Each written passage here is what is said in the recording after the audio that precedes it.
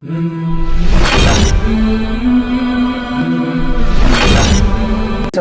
میں جو ایک واقعہ رونما ہوا تھا اس کو اکثر ہم بھول جاتے ہیں۔ وہ تھا حضرت فاطمہ رضی اللہ تعالی عنہا کی وفات۔ 3 رمضان کو ان کی وفات ہوئی، منگل کے دن کو۔ تو امت مسلمہ کے اندر حضرت فاطمہ کا ذکر نہ کرنا یہ بہت بڑی بدنصیبی کی بات ہے۔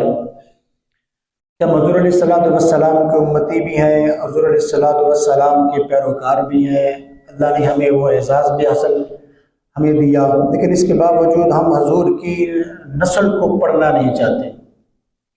تو جن کی حضور علیہ الصلوۃ والسلام سے وارحانہ محبت تھی، جنہوں نے اپنی ساری زندگی اس دین کے لیے قربان کر دی، اور حضور علیہ الصلوۃ والسلام کے جو اتنے قریب لوگ تھے، جن کو اللہ کے نبی نے ارشاد فرمایا کہ فاطمہ میری جگر کا ایک ٹکڑا ہے۔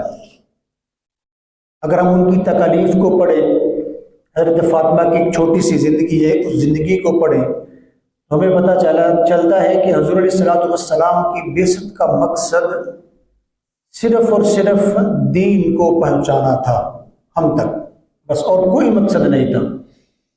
نہ اپنے رشتہ داروں کو بڑے عہدے پر فیض کرنا تھا، نہ ان کو دنیاوی اعتبار سے عشاء و رائش سے متزین کرنا تھا، بلکہ اللہ کے نبی کا ایک ہی پیغام تھا، ایک ہی مقصد تھا کہ دین کیسے میری امت تک پہنچ جائے، میرے آنے والی امت تک کیسے دین پہنچ جائے۔ حضور علیہ الصلوۃ والسلام کی جو نسل تھی وہ بھی اسی کام میں لگی رہی۔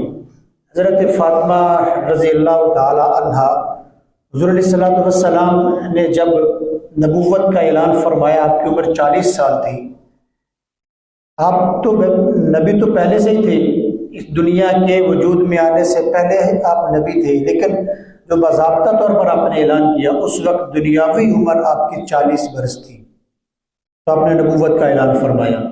تو آپ کی اس نبوت کے اعلان سے 6 برس پہلے حضرت فاطمہ کی ولادت ہوئی۔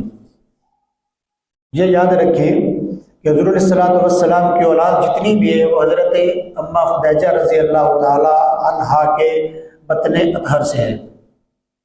آپ کے جتنے بھی بیٹے ہوئے، آپ کی جتنی بھی بیٹیاں ہوئی، وہ حضرت اماں خدیجہ کی بطن سے ہوئی۔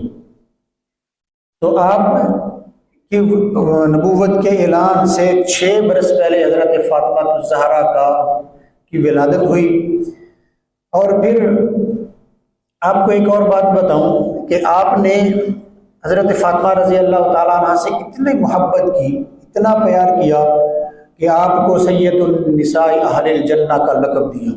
حضرت فاطمہ جو ہے وہ جنت کی عورتوں کی سردار ہوگی۔ آپ کو حضرت فاطمہ سے بڑی محبت تھی، بڑی لگن تھی، بڑا پیار تھا، لیکن اس کے باوجود اگر آپ کی زندگی کو پڑھیں تو آپ نے کیسے حضرت فاطمہ کو دین کی طرف راغب کیا، کیسے دین سکھلایا، کیسے دین پر کاربند ہونے کا سبق دیا۔